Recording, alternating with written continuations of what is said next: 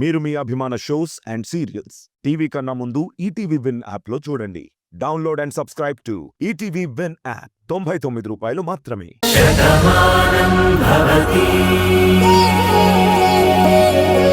ఇంకా ఏ బాధ లేదు. ఈ పెళ్లి జరుగుతుంది. పంతులు గారు, మీరు కార్యక్రమాన్ని జరిపించండి. మీరు కూర్చోండి. అలాగే అమ్మా, మీరు కూర్చోండి అమ్మా. కూర్చో కార్తీక్. ఓం శ్రీమన్ మహాగణాధిపతే నమః. ఓం లక్ష్మీనారాయణాయ నమో నమః. పంతులు గారు, ఆ జీలకర్ర బెల్లం పెట్టించి పెళ్లి జరిపించండి. అమ్మా, ఇద్దరు ఎదురెదురుగా కూర్చోండి. ఓం తదేవ లగ్నం సుదిరం తదేవ తారాబలం చంద్రబలం తదేవ విద్యాబలం దైవబలం తదేవ లక్ష్మీపతేంగ్రియే స్మరామి. హరి ఓం శ్రీమన్మహాగణాధిపతే నమః.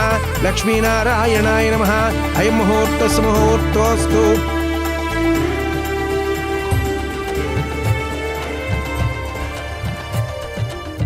ఓం ధ్రువం తే రాజా వరుణో ధ్రువం దేవో బృహస్పతి ధ్రువం తేంద్రశ్చాగ్నిశ్చ రాష్ట్రం ధారయతాం ధ్రువం.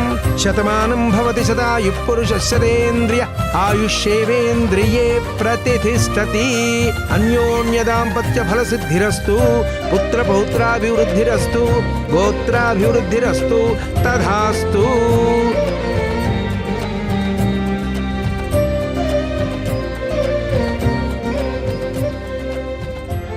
నీ స్థానంలో తనని చూస్తుంటే మాటలు రావట్లేదు.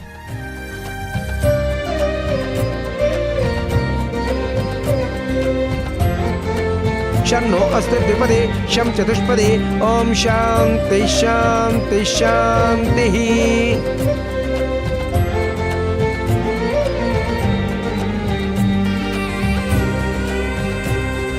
ఓం మాంగళ్య గౌరీ దేవతాభ్యో నమో నమః. అక్షతాన్ సమర్పయామి, పుష్పాన్ సమర్పయామి, ప్రార్థన నమస్కారాన్ సమర్పయామి.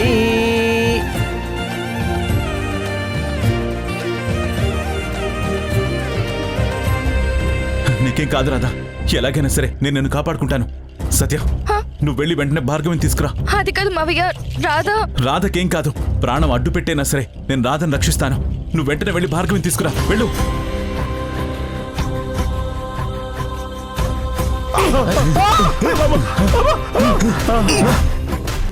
చూడు ఆదిత్య, ఇక్కడ వీళ్ళ సంగతి నేను చూసుకుంటాను. నువ్వు వెంటనే మీ అక్కని తీసుకుని అమ్మవారి గుడి దగ్గరికి వెళ్ళు. రాధకేం కాకూడదు. అది కాదండి, నేను వెళ్ళిపోతే మరి మీరు? నేను చెప్పాను కదా నాకేం కాదు అని. రాధకేం కాకూడదు. తనకేమనైతే మురారి తట్టుకోలేడు. వాడు చాలా బాధగా ఉన్నాడు. వెంటనే మీ అక్కని తీసుకొని ముందు నువ్వు వెళ్ళు. వెళ్ళు వెళ్ళు.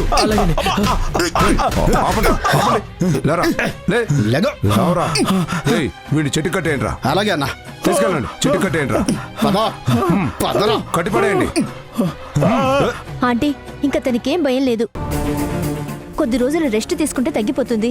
అమ్మా, భార్గవి, రాధకి పెయిన్ స్టార్ట్ అయ్యాయి. ఆ రుద్రప్ప విషయం తాగించాడంట. మావయ్య రాధని తీసుకుని గుడి దగ్గరికి వెళ్తున్నాడు. అవునక్క, రాధకేమీ కాకూడదు. తనని మనం ఎలాగైనా కాపాడుకోవాలి. వెంటనే వెళ్దాం. భార్గవి, జయప్రదని ఇక్కడ నేను చూసుకుంటాను. మీరిద్దరు వెంటనే గుడి దగ్గరకు వెళ్ళండి. మేము తర్వాత వస్తాం. నాకు అర్థమైంది. మీరు టెన్షన్ పడకండి. నేను వెళ్తున్నానుగా, నేను చూసుకుంటాను. త్వరగా పద.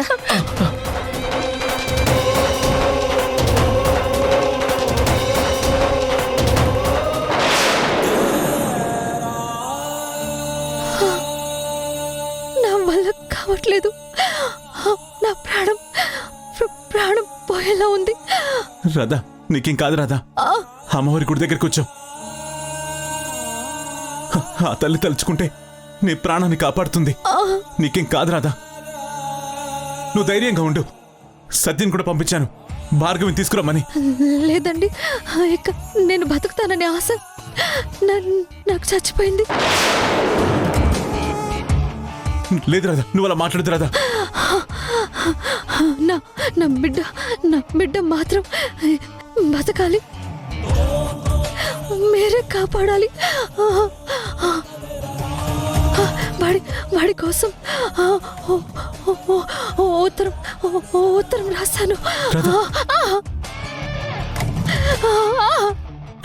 దాన్ని ఈరోజు చదివే పరిస్థితి వచ్చింది.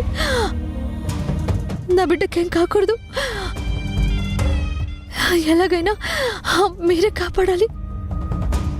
నా ప్రాణం పోయినా పర్వాలేదు. లేదు రాధా, అలా మాట్లాడద్దు.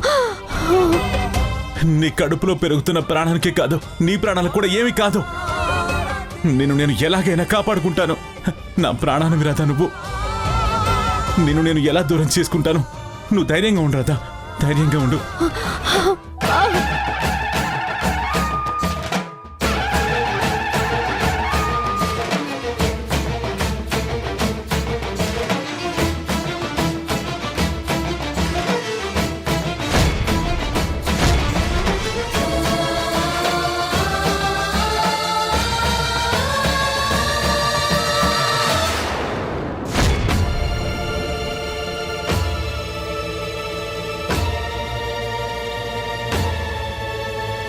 క్షీరాభిమతించు వేళలో పెద్ద కవ్వపు తాడుగా మారిన వన్నెలీను వాసుకి నాగదేవిని సుందుడే వేదాల నాదాల సత్యమా అన్ని లోకాల కాశి సూయమా శాశ్వత చైతన్య రూపమా మా సన్నుతులందుకు నాగమా సూర్యుడే సిగలో వెలిగే మణిలా తోచేది నింగిలోని మెరుపులన్నీ నిన్నే చూపేది వెండి కొండకే దారి నీవు లేకుండా అంచులే నీ పడగలే యోగ కుండలే రూపానివే అంతు తెలియని నాగశక్తివే నాలుగు దిక్కులే నువ్వే దిక్కని మొక్కే నాగమ్మ నీ బంగారు కాంతుల తల్లి, నువ్వు కాపాడతావని ఈ ఊర్లో అందరూ నమ్ముతారు. నీ కనుసన్నల్లో ఉన్న వాళ్ళకి ఎలాంటి కీడు జరగదని మేమందరం మనస్ఫూర్తిగా నమ్ముతున్నాం. కానీ ఈరోజు రాధకి నీ సమక్షంలో ఇలాంటి పరిస్థితి వచ్చింది. తనకేమీ జరగకూడదు. ఒక దుర్మార్గుడు చేసిన పనికి రాధ బ్రతుకు బలైపోతుంది. తన ప్రాణాన్ని నువ్వే నిలబెట్టాలి. నా ప్రాణమైన రాధని నువ్వే కాపాడాలి. తనకేమైనా జరిగితే ఈ గుండె తట్టుకోలేదు. నా ప్రేమను బ్రతికించు తల్లి. నా రాధని బ్రతికించు. తన కడుపులో ఉన్న బిడ్డని నువ్వే రక్షించు. తల్లి పిల్లని క్షేమంగా చూడు తల్లి. నువ్వున్నావని నిరూపించు. ఎన్ని రోజులు రాధ డెలివరీ సమయంలో తనకి గతం గుర్తొస్తుంది, జరిగినవన్నీ తెలుస్తాయి అని తనెప్పుడు పురుడు పోసుకుంటుందో అని ఎదురు చూశాను. కానీ ఇలాంటి పరిస్థితుల్లో తను ఇలా ఉండిపోతుందని నేను ఊహించలేకపోయాను. నా రాధకి గతం గుర్తు రాకపోయినా పర్వాలేదు, నేను చూసుకుంటాను. కానీ తనకి, తన కడుపులో ఉన్న బిడ్డకి ఏమీ కాకుండా నువ్వు కాపాడమ్మా, నువ్వే రక్షించు. నీ సమక్షంలో ఏ అన్యాయం జరగదని, ఎలాంటి రాక్షసత్వానికి ఎవరూ బలి అవరని నువ్వే నిరూపించాలి. నువ్వున్నావని రుజువు చేయి. నువ్వు తప్ప ఇంకెవ్వరూ కాపాడలేరు. అమ్మా, అన్యదా శరణం నాస్తి, త్వమేవ శరణం మమ, తస్మాత్ కారుణ్య భావేన రక్ష రక్ష జగన్మాత, రక్ష రక్ష జగన్మాత. విభ్రాంతి గొలుపు ఈ ఆత్మ నైవేద్యం, ఆ ఆదిశక్తికే ఆహ్వాన యజ్ఞం. అపరకాళీ శక్తి. ఓం తదేవ లగ్నం సుదిరం తదేవ తారా బలం చంద్రబలం తదేవ. బాబు, అమ్మాయి మెళ్ళో తాళి కట్టండి.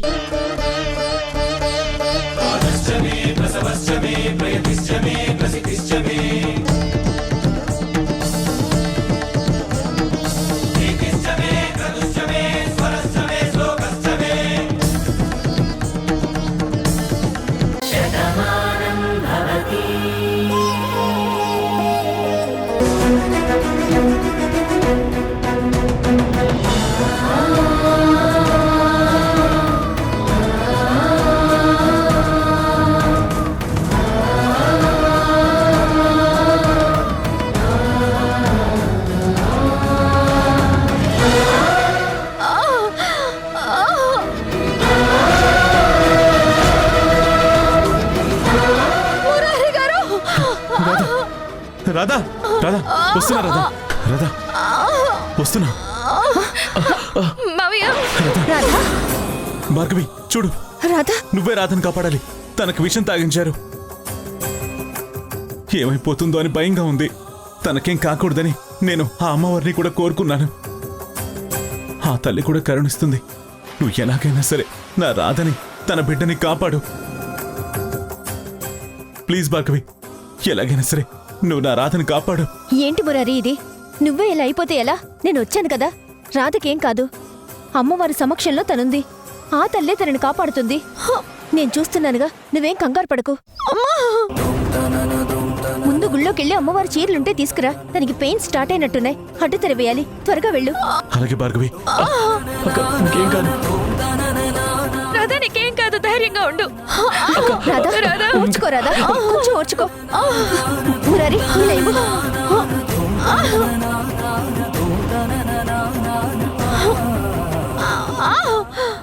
భార్గవి, రాధకేం కాకూడదు. మళ్ళీ మళ్ళీ చెప్తున్నాను, నా రాధని కాపాడు. నీ పరిస్థితిని అర్థం చేసుకున్నాను మురారి. కాపాడడానికి తప్పకుండా సాయశక్తిలో ప్రయత్నిస్తాను. రాధకేమీ జరగకుండా చూసుకుంటాను. కానీ ప్లీజ్, తనకి పెయిన్స్ ఎక్కువ అవుతున్నాయి. నువ్వు ఆదిత్య దూరంగా వెళ్ళండి. రాధా కూర్చో. సత్య తొందరగా వెళ్ళి వేడి నీళ్ళు తీసుకురా. అలాగే వెళ్ళు. రాధా. అమ్మా.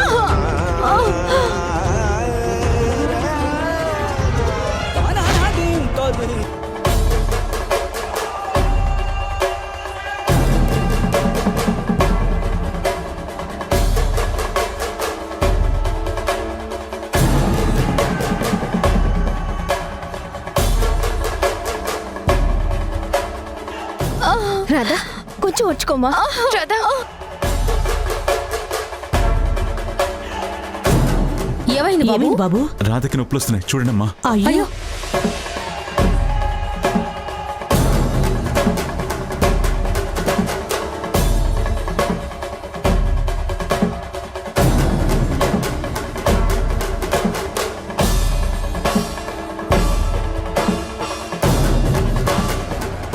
కిట్టయ్యా, అమ్మా, రాధకి ఎలా ఉంది? రాధకి నొప్పులు స్టార్ట్ అయ్యాయమ్మా. చూడు.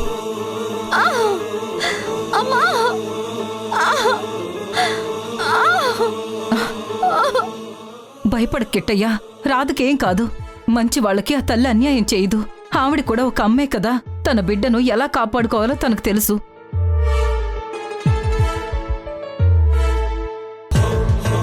తల్లి, జగత్తుకే నువ్వు అమ్మవి. నీ కనురెప్పల్లోనే మేమంతా బతుకుతున్నాం. అలాంటిది నీ బిడ్డ ఈరోజు నీ కళ్ళ ముందే అంత ప్రసవ వేదన పడుతోంది. తన ప్రాణానికి ఏమవుతుందోనని నా కడుపును మోసిన నా బిడ్డ బాధపడిపోతున్నాడు. ఈ ప్రాణాల్ని నిలబెట్టాల్సిన బాధ్యత నీ మీదుందమ్మా. రాధకేమైనా జరిగిందంటే ఈ తల్లికి కడుపు కోత మిగులుతుంది. అమ్మవి నువ్వు. అమ్మ బాధ ఎలా ఉంటుందో తెలిసిందానివి నువ్వు. పిల్లల కోసం తల్లి కన్నీరు పెట్టుకోవచ్చు, కానీ పిల్లలు లేరని మాత్రం ఏ తల్లి కన్నీరు పెట్టుకునే పరిస్థితి రాకూడదు. అందుకేనమ్మా నిన్ను వేడుకుంటున్నాను. అక్కడ తల్లి బిడ్డ ప్రాణం కాపాడు. తనని ప్రాణంగా ప్రేమిస్తున్న నా కొడుకు ఏమీ అవ్వకుండా నువ్వే రక్షించు. నువ్వు తలుచుకుంటే కానిదంటూ ఏమీ లేదు. ఈ జగత్తుని నడిపించే జగన్మాతవి నువ్వు. జరిగిందేంటో మొత్తం నీకు తెలుసు. నా ఇంట పుట్టిన ఆడపిల్ల ఒక మూర్ఖమైన పని చేసింది. ఈరోజు తను కూడా తన తప్పును తెలుసుకుంది. కాని ఏదేమైనా సరే మా ఇంటి నుంచి రాధకి అన్యాయం జరగకూడదు. తన ప్రాణానికి ఏమీ కాకూడదు తల్లి. ప్రాణం పోవడమే తథ్యం అనుకుంటే, ఒక ప్రాణం బలి తీసుకోక తప్పదు అనుకుంటే, ఆ తల్లికి బిడ్డకు ప్రాణం పోయి ఈ తల్లి ప్రాణం నువ్వు తీసుకోమ్మా. నా పిల్లల కోసం సంతోషంగా నా ప్రాణాన్నిస్తాను. కాని వాళ్లకు ఏమీ కాకుండా నువ్వే కాపాడు. తను క్షేమంగా పురుడు పోసుకుని తల్లయింది అన్న మాట వినిపించేలాగా చెయ్యమ్మా. రాధా రాధా కొంచెం వచ్చుకోమ్మా.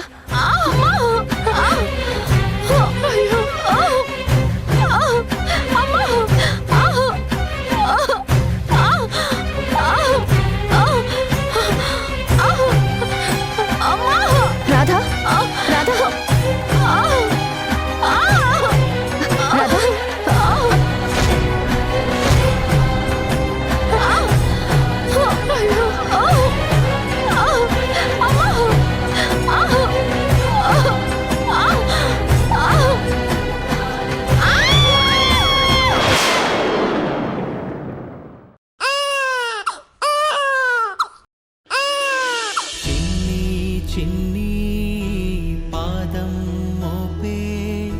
రాకే నీదా మా భూమికి మన్నే దాచే ముత్యం నీవే. అమ్మా నువ్వున్నావని నిరూపించుకున్నావమ్మా. సత్యమైన తల్లివని మళ్ళీ చూపించావమ్మా. నీకు జీవితాంతం రుణపడుంటాను. ఆంటీ, రాధికి ఆడపిల్ల పుట్టింది.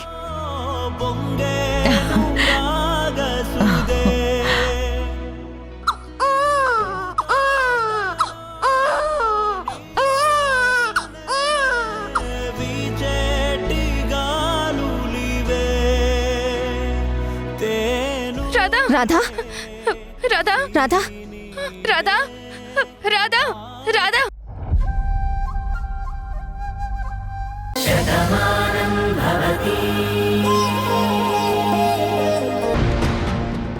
మొత్తం పూర్తిగా తెలుసుకున్నారు కదా? సరే, నేను మళ్ళీ మాట్లాడతాను. ఎవరు నాన్న? ఎవరు నీకు ఫోన్ చేశారు? ఎందుకంత కంగారుగా మాట్లాడావు?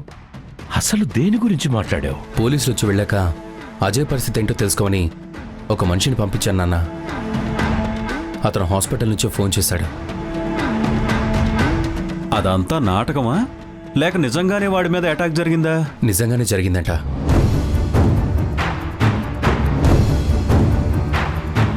ఇప్పుడు అజయ్ పరిస్థితి చాలా సీరియస్గా ఉందట.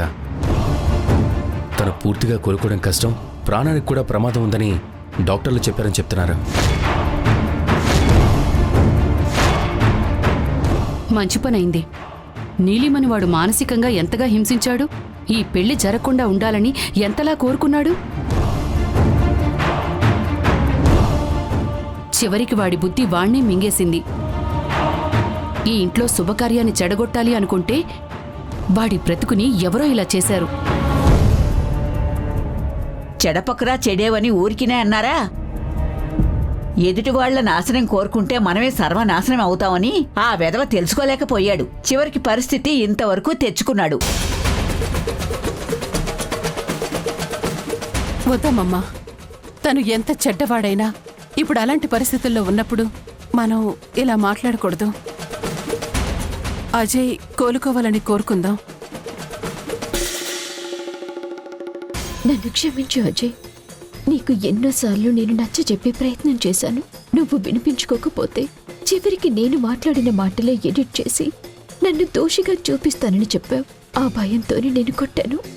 కానీ నీ పరిస్థితి ఇలా అవుతుందని ఊహించలేకపోయాను. అజయ్ మనతో ఎన్నోసార్లు నేను భాను వల్లే మారాను, భాను అక్కకు బాధ కలిగే పరిస్థితి నేను ఏది చేయను చెప్పాడు. నిజంగా వాడు భాను చెప్పింది వినుంటే వాడు ఈరోజు ఇలాంటి పని చేసుండేవాడే కాదు. భాను ఉండుంటే వాడితో మాట్లాడేది, వాడికి పరిస్థితి రాకుండా చూసేది.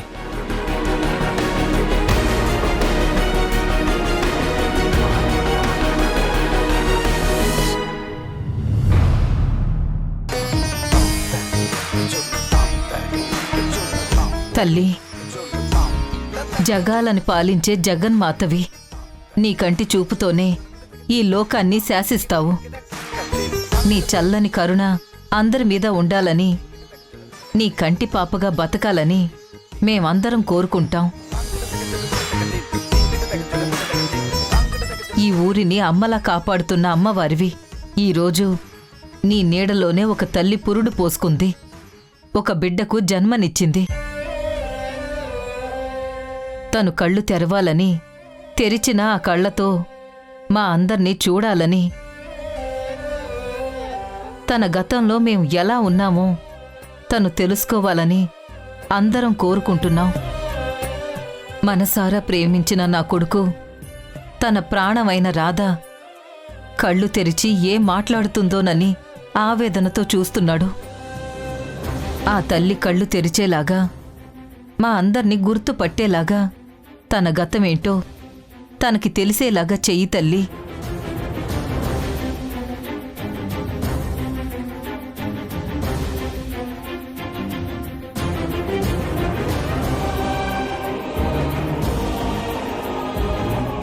చూడరాదా, నీ రూపానికి ప్రతిరూపం ఆడపిల్లగా పుట్టింది, లక్ష్మీదేవిలా పుట్టింది. తన తల్లి ఉనికి ప్రశ్నార్థకం కాదు అని, తన తల్లికి జీవితంలో ఎలాంటి లోటు రాదు అని చెప్పటానికి ఇంకో ఆడపిల్లకి నువ్వు జన్మనిచ్చావు. ఇప్పుడు అమ్మగా ఈ బిడ్డ నీ ప్రేమ కోరుకుంటుంది. నువ్వు కళ్ళు తెరిచి నీ కన్న బిడ్డని నువ్వు చూడాలి అని కోరుకుంటుంది. ఒక్కసారి కళ్ళు తెరువు రాధా. ఎప్పుడు ఈ రూపాన్ని చూస్తానా అని నువ్వు ఎన్నో రోజుల నుంచి ఎదురు చూస్తున్నావు. ఆ క్షణం వచ్చింది. నీ ప్రతిరూపం ఇప్పుడు నా చేతిలో ఉంది. ఆ రూపాన్ని నువ్వు చూడాలి రాధా. చూడు రాధా, చూడు. రాధా, చూడు రాధా, కళ్ళు తెరువు రాధా. ఆడపిల్ల తల్లి కాబోతుంది అంటే ఒక పెద్ద గండాన్ని దాటడమేనని అమ్మమ్మ చెప్పింది. అందుకే అందరం నిన్ను కంటికి రెప్పలా చూసుకున్నాం. కానీ మేమెంత జాగ్రత్తగా చూసుకున్నా అనుకోని అవంతరాలతో ఆ ఆవేదనకు మించిన బాధని నువ్వు అనుభవించాం. రాధా, అన్ని అడ్డంకులను దాటుకుని అమ్మవారి సన్నిధికి చేరుకున్నావు. ఆ తల్లి సమక్షంలోనే ఒక ఆడపిల్ల కూడా జన్మనిచ్చావు. నువ్వు నీ బిడ్డని చూడాలి. అమ్మవారు నిన్ను నీ బిడ్డని కరుణించిందన్న నిజం నీకు తెలియాలి.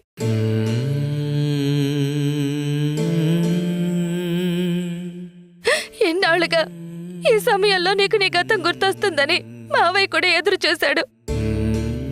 ఇప్పుడు కళ్ళు తెరిచి చూడు రాధా. మావయ్యని గుర్తుపట్టు. మీ ప్రేమ గురించి నువ్వే చెప్పు. మావయ్య ఎంతో బాధపడుతున్నాడు. ఇక్కడ అందరం నీ గురించే ఆలోచిస్తున్నాం. ఒక్కసారి కళ్ళు తెరిచి చూడు రాధా. కళ్ళు తెరువు. నీ గొప్పతనాన్ని తెలుసుకోలేక నా స్వార్థంతో నిన్ను ఎన్నో బాధలు పెట్టాను. కానీ మంచి మనసున్న వాళ్ళకి ఆ దైవమే అండగా నిలబడుతుందనటానికి నీ జీవితమే నిదర్శనం. నేను చేసిన తప్పులకి నిన్ను బలి చెయ్యాలనుకున్నాను. కానీ నేను బలి కాకుండా నువ్వు నా ప్రాణాన్ని కాపాడావు. అప్పుడే నాకు అర్థమైంది, ప్రాణం తీయాలి అనుకోవడం రాక్షసుల పని, అదే ప్రాణాన్ని నిలబెట్టాలి అనుకోవడం దేవతల పని. ఆ క్షణాన్ని నువ్వు తలుచుకుంటే నన్ను వదిలేయొచ్చు. కానీ నువ్వు నీ స్వార్థాన్ని చూపించలేదు. నీలో ఉన్న గొప్ప గుణాన్ని చూపించావు. నాలో ఉన్న రాక్షస మనస్తత్వాన్ని మార్చేశావు. ఇప్పుడు అందరి ముందు నేను నీకు క్షమాపణ చెప్పాలనుకుంటున్నాను. కళ్ళు తెరువు రాధా. దయచేసి మమ్మల్ని చూడు. భార్గవి, చెప్పు. ఇంకా రాధకి స్పృహ రాలేదేంటి? నాకెందుకు భయంగా ఉంది. అనవసరంగా భయపడుతున్నావు.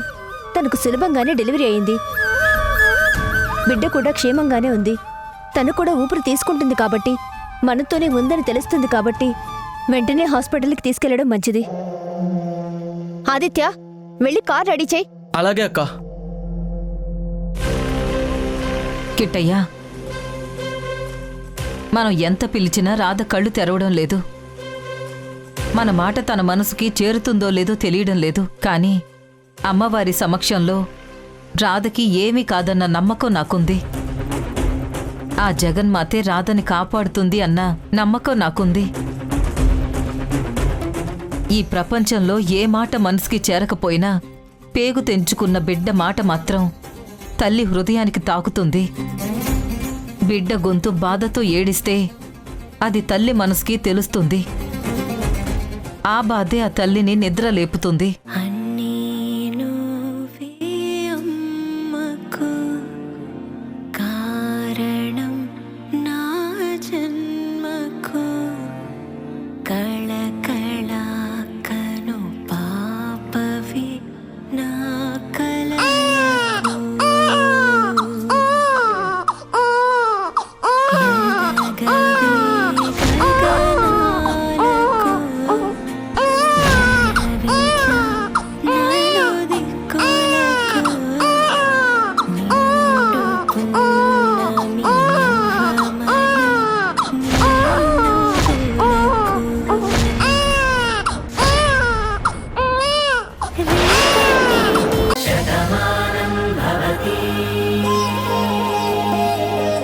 అన్ని వైపుల నుంచి ఎంక్వైరీ చేశాను. తనకే సంబంధం లేదని తెలిసిందే. పెళ్లి జరుగుతున్న సమయంలో తనని అవమానించి వచ్చాను కదా, అప్పుడు మీరే చెప్పారు ఆధారాలతో రండి అని. ఇప్పుడు తన మీద ఎలాంటి అనుమానం లేదు, ఇంకా ఎలాంటి ఇబ్బంది ఉండదని చెప్పడానికి వచ్చాను. కొత్త జంటకి heartly congratulations. Thank you so much SI గారు. మీరిలా వచ్చి చెప్పి నిజంగా చాలా మంచి పని చేశారు. కాళ్లపారాణి ఆరకముందే ఈ ఇంట్లో ఇంకొక కల్లోలం వస్తుందేమోనని నేనెంతో భయపడ్డాను. అదేం లేదు అని ఒక మంచి మాట చెప్పారు. ఇక నా కొడుకు కోడలు సంతోషంగా ఉంటారు. ఆ కొత్త జంట కళ్ళల్లో మేమందరం ఆనందం చూస్తాం. నేను ముందే చెప్పాను కదా, మా అమ్మాయి అలాంటిది కాదు, చాలా మంచిది అని. నేను చెప్పిందే నిజమైంది, మీ అనుమానం అబద్ధమైపోయింది. ఇలా వచ్చే ముందు పూర్తిగా ఎంక్వైరీ చేసుకుని రావడం అలవాటు చేసుకోండి. కాకపోతే ఆ అజయ్కి అలా జరగడం మాకు బాధగానే ఉంది. కానీ మనం ఏం చేస్తాం చెప్పండి, ఎవరికి ఇలా రాసిపెట్టుంటే అలాగే జరుగుతుంది. Sorry madam. అదేంట్రా అలా మాట్లాడతావు? చేసుకున్న వాళ్ళకి చేసుకున్నంత మహాదేవా అంటారు. పుణ్యం చేస్తే వెంటనే కనిపించకపోవచ్చు, కానీ ఏదో ఒక రోజు దాని ప్రతిఫలం తెలుస్తుంది. పాపం చేసినప్పుడు వెంటనే గెలిచినట్టు అనిపించచ్చు, కానీ ఆ కర్మ వెంటాడి తీరుతుంది. చేసిన పాపానికి మూల్యం చెల్లించుకోక తప్పదు. ఇప్పుడు అజయ్ పరిస్థితి ఇలా ఉంది అంటే ఒకప్పుడు వాడు చేసిన పాపమే కారణం. కానీ ఒకటి, వాడికి ఇలాంటి పరిస్థితి తీసుకొచ్చిన వాళ్ళు కూడా ప్రశాంతంగా ఉండరు. ఖచ్చితంగా అనుభవించి తీరుతారు. అది విధిరాత, దాన్ని ఎవరూ మార్చలేరు. విధాత నిర్ణయాన్ని తలక్రిందులుగా తపస్సు చేసినా కూడా ఒక్క ముక్క కూడా మార్చలేము. కర్మకందరం బంధీలమే. కాకపోతే చేసిన తప్పుని దాచాము అనుకుంటాము, పైనున్నవాడు లెక్క కడతాడు. సమయం వచ్చినప్పుడు ఎక్కడ ఎప్పుడు ఎలా చూపించాలో అలా చూపిస్తాడు. ప్రతిదానికి ఒక సమయం ఉంటుంది. ప్రతి కర్మకి ప్రతిఫలం కూడా ఉంటుంది.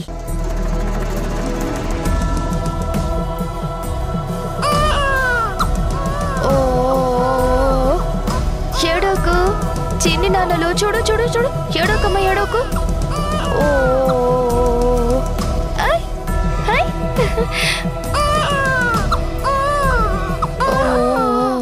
పాపేంటమ్మా అలా ఏడుస్తుంది? ఏం చెప్పమంటావు సిస్టర్, ఇంతవరకు రాధ స్పృహలోకి రాలేదు. పాప కనీసం పాలు కూడా ఫీడింగ్ ఇవ్వలేదు. పాపం ఆకలవుతున్నట్టుంది. ఏం చేయాలో నాకు అర్థం కావట్లేదు. ఓ పుట్టిన పసిపాపకి వెంటనే తల్లిపాలు తాగించాలంటారు. మరిప్పుడు ఏం చెయ్యాలో నాకేం తోచట్లేదు. పాపేమో ఆకలికి తట్టుకోలేకపోతుంది. ఓ సరే, పాపని నాకు ఇవ్వండి, నేను లోపల తీసుకెళ్తాను. జాగ్రత్త.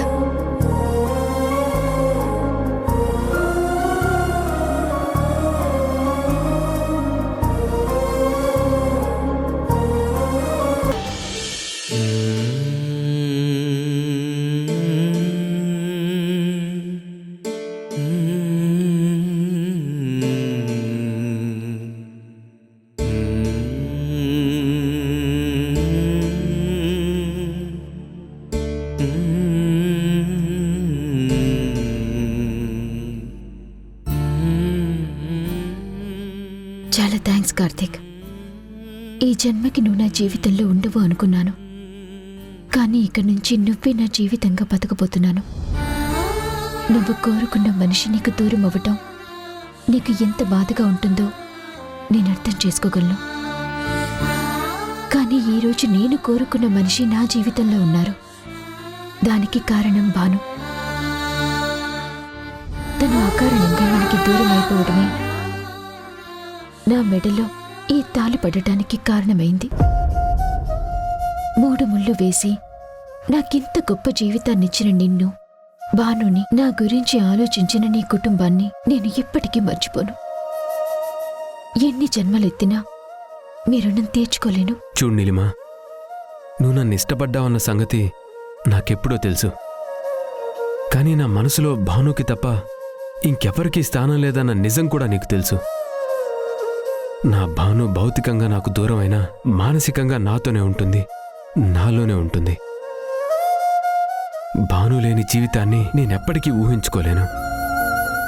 భాను స్థానంలోకి నేనెప్పటికీ నిన్ను తీసుకురాలేను. అదేంటి కార్తీక్, నా మెడలో అగ్ని సాక్షిగా 3 ముళ్ళు వేశావు. నా చేయి పట్టుకొని 7 అడుగులు నడిచావు. తల మీద జీలకర్ర బెల్లం పెట్టి నన్ను నీ దానిగా చేసుకున్నావు. నా నుదుటన బొట్టు పెట్టి నా 5వ నా పసుపు కుంకుమ నువ్వేనని అందరి సమక్షంలో చూపించావు. ఇక నుంచి నువ్వే నా జీవితమైనప్పుడు నేను నీ జీవితంలో లేను అంటావేంటి కార్తీక్? కాదు అని నీకెప్పుడో చెప్పాను కదా నీలిమా. ఈ జీవితానికి నా భార్య అంటే నా భానుయే కాని తను నా హృదయంలో ఉండగా నిన్ను నా గుండెల మీదకి నేను తీసుకోలేను. ఈ తాళికి సమాధానం ఏంటి అని నువ్వు అడగొచ్చు. ఈ తాళి కట్టకముందే నా అభిప్రాయం ఏంటి అని నీకు ముందే చెప్పాను. నేను సంతోషంగా ఉండాలని అమ్మ కోరుకుంది. ఈ ఇల్లు ఎప్పుడూ హ్యాపీగా ఉండాలని నువ్వు కోరుకున్నావు. నువ్వు నా భార్యగా ఉంటే అన్నీ జరుగుతాయని అందరూ అనుకున్నారు. అప్పుడు కూడా నేను నా నిర్ణయాన్ని చెప్తే నువ్వేమన్నావో గుర్తు తెచ్చుకో. నువ్వు మనస్ఫూర్తిగా అంగీకరించినప్పుడు మాత్రమే నేను నీ జీవితంలోకి వస్తాను, కానీ నీ పక్కన స్థానం నాకుంటే అదే నా జీవితానికి సంతోషం అనుకుంటాను అన్నావు. అందుకే అమ్మ కోసం ఈ తాళి కట్టాను, అందరి కోసం నీ మెడలో తాళి కట్టాను. నలుగురి మధ్యలో మనిద్దరం భార్యాభర్తలం అయ్యాం.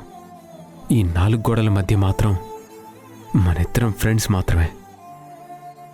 ఎప్పటికీ భాను స్థానాన్ని మాత్రం నేను నీకు ఇవ్వలేను. జీవితాంతం నేను నీకు తోడుగా ఉండగలను, కానీ నువ్వే జీవితంగా నేను ఉండలేను. నా జీవితంలో కానీ నా గుండెల మీద కానీ నీకు స్థానాన్ని ఇవ్వలేను. ఇది నీకు ఎంత బాధను కలిగిస్తుందో నాకు తెలుసు, కానీ నా భాను స్థానాన్ని ఎప్పటికీ నా గుండెల్లో గుడి కట్టే ఉంచుకుంటాను. అందులో తనే దేవతగా ఉంటుంది, కానీ ఇంకెవరికీ స్థానం ఉండదు. నా పరిస్థితి ఏంటో అర్థం కావడం లేదు కార్తీక్. భాను నిన్ను ప్రేమించినంత గొప్పగా నేను నిన్ను ప్రేమించాను. ఇంత గొప్ప వ్యక్తి నా జీవితంలో ఉన్నాడని అందరూ అనుకుంటారు, కానీ ఈ తాళి బొక్క అలంకరణ అయింది. నువ్వు నా వాడివి కావు అన్న నిజం మాత్రం తట్టుకోవటం ఎంత కష్టంగా ఉంటుందో ఒక్కసారి ఆలోచించు. ఈ మాట నేను ఇప్పుడు నీకు చెప్పుంటే ఖచ్చితంగా అది నా తప్పే అవుతుంది, నిన్ను మోసం చేయడమే అవుతుంది. కానీ నా భాను నాకు నేర్పించిన పద్ధతి అది కాదు. పరిస్థితి ఏదైనా సరే అబద్ధం చెప్పకూడదు, ఎంత బాధ కలిగించే విషయమైనా సరే మోసం చేయకూడదని తెలిసేలా చెప్పింది. అందుకే నా నిర్ణయాన్ని నీకు ముందే చెప్పాను. అప్పుడు నువ్వు ఆలోచించే ఈ నిర్ణయం తీసుకున్నావు. కానీ ఇప్పుడు నువ్వు తడబడుతున్నాను అంటే నా దగ్గర సమాధానం ఉండదు. అలా అని భాను స్థానాన్ని మాత్రం ఎప్పటికీ నీకు ఇవ్వలేను. భానునే నా బలం, భానునే నా బలహీనత. నేను అంటే అందరికీ కార్తీక్ మాత్రమే కనిపిస్తాడు, కానీ నాలో ఉన్న భాను నాకు మాత్రమే కనిపిస్తుంది. తనతో ఉన్న నేను ఇంకెవ్వరికీ ఆ స్థానాన్ని ఇవ్వలేను.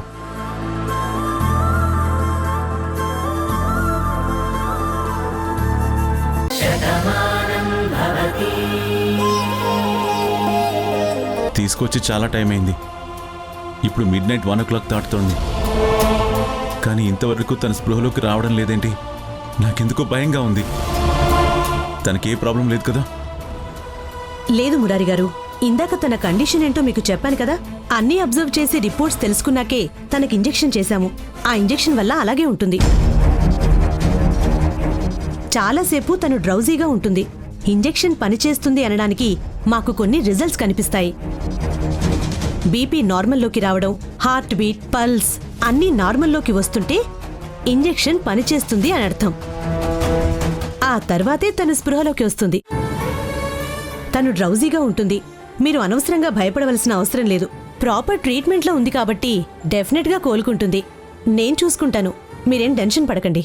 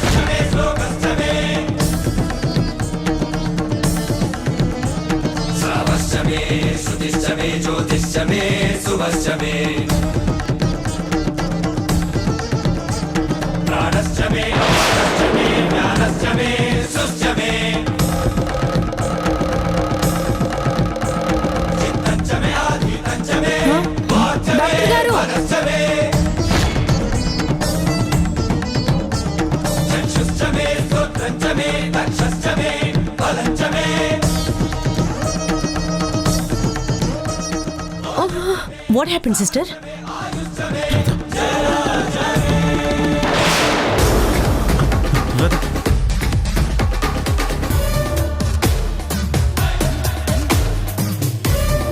ఏమైంది రాధా? రాధా ఏంటి డాక్టర్, ఏం జరుగుతుంది? రాధకి ఎందుకు ఇలా అవుతుంది? ప్లీజ్ మీరు సైలెంట్ గా ఉండండి. సిస్టర్ ఇంజెక్షన్ తీసుకురా. అలాగే. మావయ్య, రాధా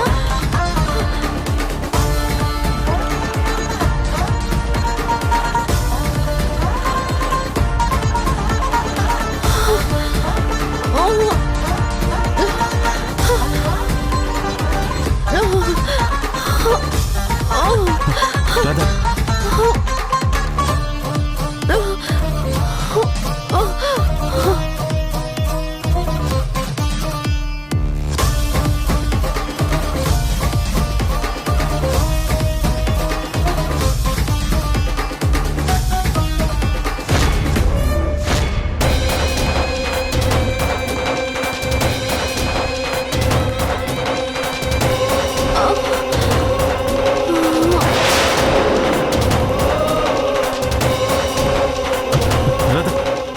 మీరేం కంగారు పడకండి, మీరు బయట వెయిట్ చేయండి.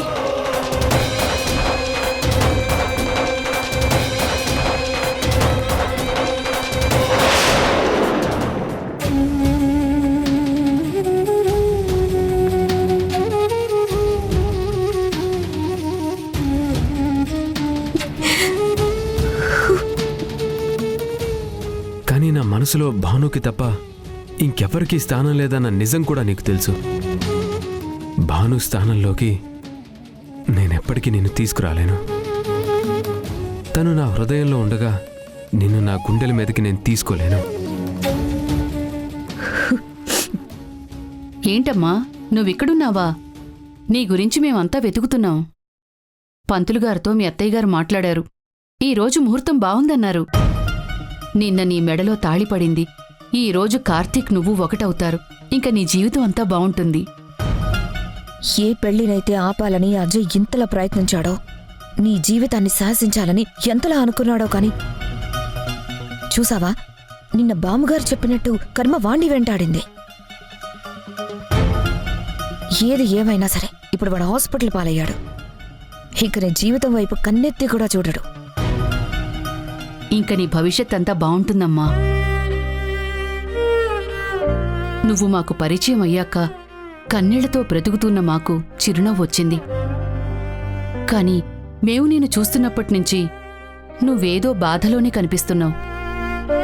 ఈ పెళ్లి జరగదేమో అని భయపడ్డావని అనుకున్నాం, కానీ అనుకున్నట్టుగానే పెళ్లి అయిపోయింది కదా, ఇంకా ఎందుకు బాధపడుతున్నావు? పెళ్లైన ఆడపిల్ల పుట్టింటి నుంచి వెళ్లేటప్పుడు మాత్రమే కన్నీళ్లు పెట్టుకుంటుంది. ఇన్నాళ్ళు ఇక్కడే పెరిగాను, ఇప్పుడు ఇంటికి దూరం అవుతున్నానన్న బాధ ఉంటుంది. కాని నువ్వు ఏ ఇంటికైతే కోడలివయ్యావో ఆ ఇల్లు నిన్ను కూతుర్లా చూసుకుంటోంది. ఇప్పుడు మేము నీకు పరిచయమైనా వాళ్ళు నిన్ను ఎంత అభిమానంగా చూసుకుంటున్నారో ఈ ఇంట్లో అడుగుపెట్టినప్పుడే మాకు అర్థమైంది. అలాంటిది నువ్వు కోరుకున్న మనిషితో నీ పెళ్లి జరిగా కూడా ఈ కన్నీళ్ళెందుకమ్మా? ఇంకా ఎందుకు భయపడుతున్నావు? దేని గురించి బాధపడుతున్నావు? పెద్దమ్మ,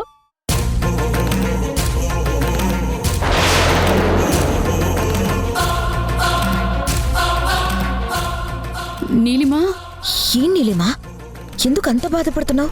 అసలేం జరిగింది? ఏం చెప్పాలో ఎలా చెప్పాలో కూడా నాకు అర్థం కావడం లేదు. నా జీవితం ఇప్పటికీ సమాధానం లేని ప్రశ్నగానే మిగిలిపోతుంది. ఏమ్మా? మీ అందరి దృష్టిలో నా జీవితంలో వెలుగొచ్చింది అనుకుంటున్నారు, కానీ కొడికట్టిపోతుందని నాకు మాత్రమే అర్థమవుతుంది. ఏంటా పిచ్చి మాటలు? కాళ్ల పారాణి కూడా అరలేదు, ఇంటి కట్టిన తోరణాలు కూడా వాడలేదు. అప్పుడే ఇలా మాట్లాడకూడదు. నీ జీవితం చిగురించింది, హాయిగా నీ బ్రతుకు బాగుంటుంది అనుకుంటున్నాం. కానీ నువ్వేంటి ఇలా నైరాశ్యంగా మాట్లాడుతున్నావు? చెప్పాను కదా పెద్దమ్మా, నేను ప్రేమించిన కార్తీక్ నా జీవితంలోకి వచ్చాడు, కానీ తను కట్టిన తాళి మాత్రమే నా గుండెల మీదుంటుంది. తన గుండెల మీద నాకు స్థానం లేదని కార్తీక్ నాతో ఎప్పుడూ చెప్పాడు.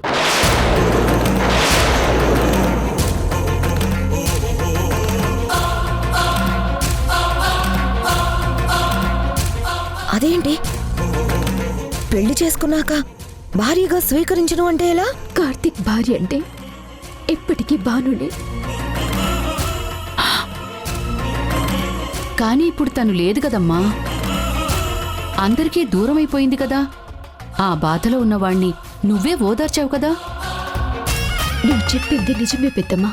అందుకే ఆంటీ కూడా ఎంతో పెద్ద మనసు చేసుకుని నాకు కార్తీక్కి పెళ్లి చేయాలి అనుకున్నారు.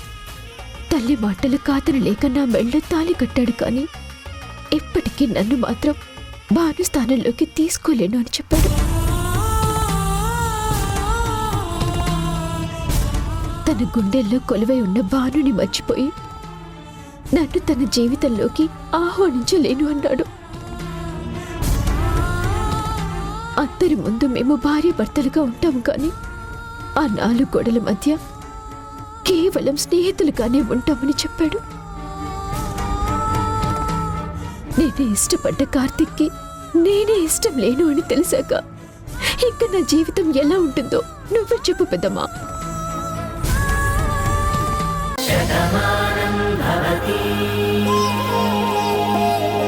వాణ్ణి చూడకుండా నేను ఒక్క నిమిషం కూడా ఉండలేను.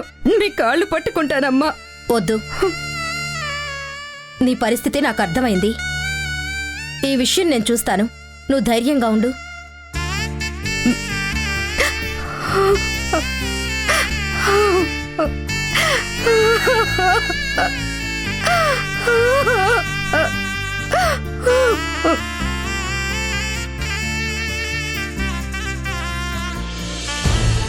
మేనేజర్ గారు, కార్తీక్ సార్ పెళ్లి జరిగింది కదా, హనీమూన్కి ఎక్కడికి వెళ్తున్నారు? ఏముంది, వాళ్ళు కోరుకుంటే ప్రపంచంలో ఎక్కడికైనా వెళ్ళగలరు. అయినా నీలిమా మేడం కూడా సార్ని ఎంతగానో ఇష్టపడింది కదా. ఇన్నాళ్లకు తను ప్రేమించినవాడు తనని పెళ్లి చేసుకున్నాడు. ఇంకా తన ఆనందానికి అవధలే ఉండవు. కార్తీక్ సార్ కూడా భాను మేడం మర్చిపోవడానికి ఇదొక మంచి సమయం. ఎక్కడికో దూరంగానే ప్లాన్ చేస్తూ ఉంటారు. అంతేగా మరి, ఎన్నాళ్ళని చనిపోయిన భార్యని తలుచుకుంటూ ఉంటారు. జీవితం ముందుకు సాగిపోతున్నప్పుడు మనం కూడా జీవితంతో పాటు సాగిపోవాలి. తను ఇష్టపడ్డ మనిషి ఎలాగో వెళ్ళిపోయింది, కనీసం తనని ఇష్టపడిన మనిషిని పెళ్లి చేసుకుంటే హ్యాపీగా ఉండొచ్చని చేసుకున్నట్టున్నారు. అదే కదా ఏ వ్యక్తి అయినా కోరుకునేది. తను ప్రేమించే వ్యక్తి జీవితంలో ఉండాలనే కదా. నీలిమ విషయంలో అదే జరిగింది. అందుకని కార్తీక్ గారు కూడా ఈ పెళ్లికి హ్యాపీగా ఒప్పుకున్నారు.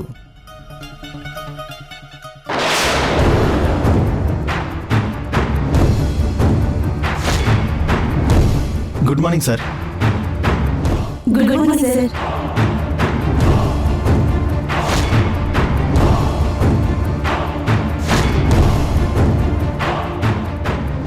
సార్ వచ్చారు. Good morning sir. మీరేంటి సార్ ఎలా వచ్చారు? మీరు రారనుకున్నాం. ఏంటి, నా ఆఫీస్కి నేను రాకూడదా? దానికి మీ పర్మిషన్ తీసుకోవాలా? అయ్యో, నా ఉద్దేశం అది కాదు సార్. కొత్తగా పెళ్ళైన వాళ్ళు హనీమూన్కి వెళ్తారు కదా అని అలా అన్నాను. మీకు శాలరీ ఇస్తుంది ఆఫీస్లో వర్క్ చేయడానికి, అంతేకాని మా ఇంట్లో ఏం జరుగుతుందో ఎవరు ఎక్కడికి వెళ్తామో తెలుసుకోవడానికి, మాట్లాడుకోవడానికి కాదు. అదేంటి సార్ అంత కోపంగా ఉన్నారు? కొత్తగా పెళ్ళయింది, మీరు హ్యాపీగా ఉంటారని, సంతోషాల్లో తేలుతూ ఉంటారని మేమందరం అనుకున్నాం. మరి మీరు మమ్మల్ని తప్పుపడతారేంటి sir? Look, this is office. ఇక్కడ వర్క్ మాత్రమే చేయాలి. ఎక్స్ట్రా విషయాలన్నీ మాట్లాడకూడదు. మా గురించి ఆలోచించడం మానేసి పెండింగ్లో ఉన్న పని ఎలా పూర్తి చేయాలో అది ఆలోచించండి. వెళ్ళి పని చూసుకోండి. అదేంటి సార్, మనం ఊహించింది ఒకటైతే ఊహకు అందనట్టు ఎంత సీరియస్ అవుతున్నారేంటి? అదే కదా, వీళ్ళు హ్యాపీగా ఉంటారని మనం మాట్లాడుకుంటుంటే సడన్గా వచ్చి ట్విస్ట్ ఇచ్చారు. ఇంకా మాట్లాడుకుంటుంటే తిట్టినా తిడతారు. పద. అలాగే సార్.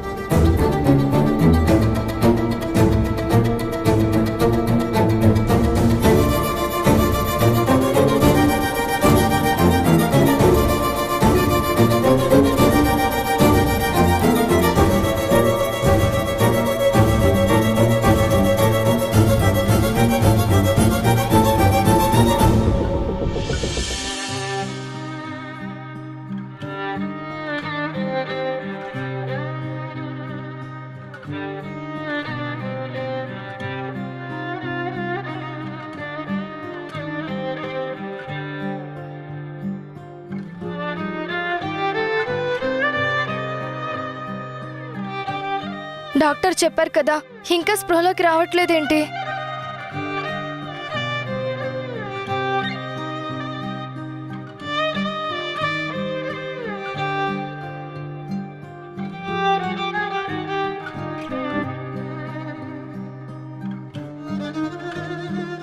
స్వామి, నా రాధ ఈ పాపకి జన్మనిచ్చింది.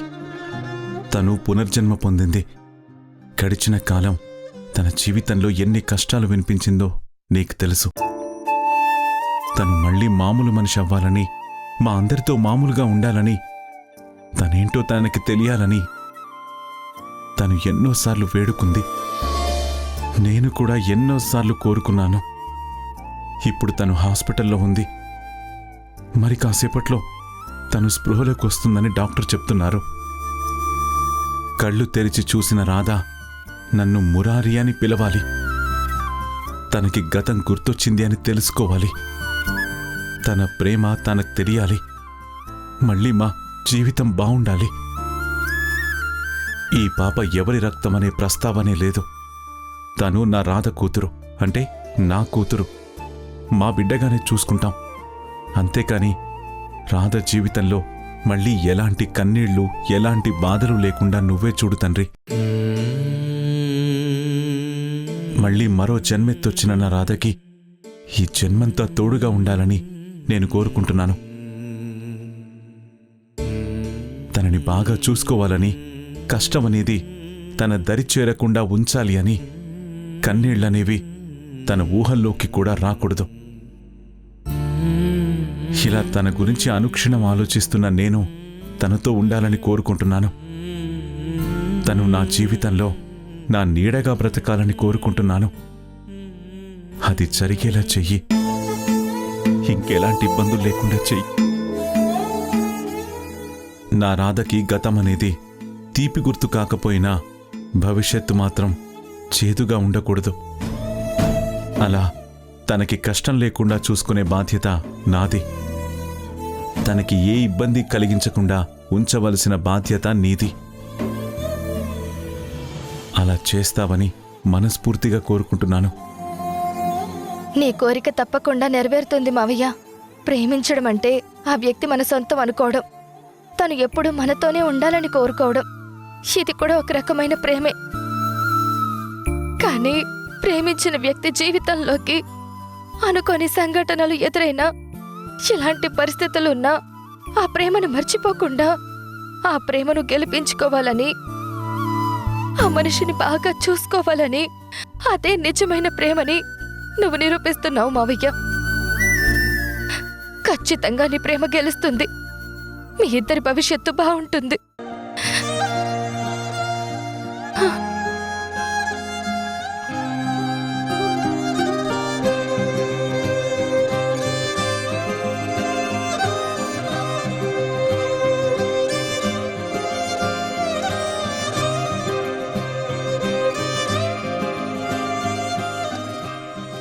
ఓకే శ్రీనివాసరావు గారు, మీరు చెక్స్ అన్ని రెడీ చేయండి. నేను వచ్చి సైన్ చేస్తాను.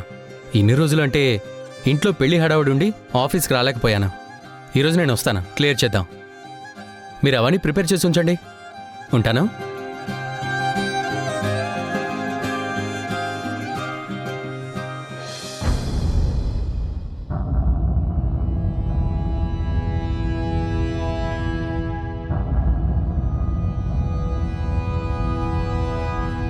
నీలిమా ఏంటి నీలిమా ఒంటరిగా ఎక్కడ కూర్చున్నావు? నీకు పెళ్ళయింది. కొత్త పెళ్లి జంటంటే ఎలా ఉండాలి? ఇలా డల్గా ఉన్నావేంటి? ఇందాక కార్తీక్ రెడీ అవుతున్నప్పుడు చూశాను. మీరు బయటికి వెళ్తున్నారేమో అని నేను చాలా హ్యాపీగా ఫీల్ అయ్యాను. మరి నువ్వేంటి ఒక్కదానివి ఎక్కడున్నావు? ఆఫీస్లో అర్జెంట్ పనుందంట, చూసుకోవాలని వెళ్ళారు. ఆఫీస్ వర్క్ చూసుకోవడానికి మేమందరం ఉన్నాం కదా. కొత్తగా మీకు పెళ్ళయింది. అయినా మీరిద్దరూ సరదాగా అలా బయటికి వెళ్తే బాగుంటుంది కదా. కార్తీక్ ఈ మాత్రం అర్థం కాకపోతే ఎలా? నువ్వు ఉండు, కార్తీక్ ఇప్పుడే ఫోన్ చేస్తాను. వద్దు పార్థు, బయటికి తీసుకెళ్లాలని తన మనసులోంచి రావాలి కానీ ఫోన్ చేసి చెప్తే ఆలోచన రాకూడదు. పైగా ఇన్నాళ్ళు ఇష్టపడని కార్తీక్ అప్పుడు ఇప్పుడు నా కళ్ళ ముందే ఉన్నాడుగా. బయటికి వెళ్ళినా అక్కడే తనుంటాడు. ఇంకా బయటికి వెళ్తే ఏంటి, వెళ్ళకపోతే ఏంటి?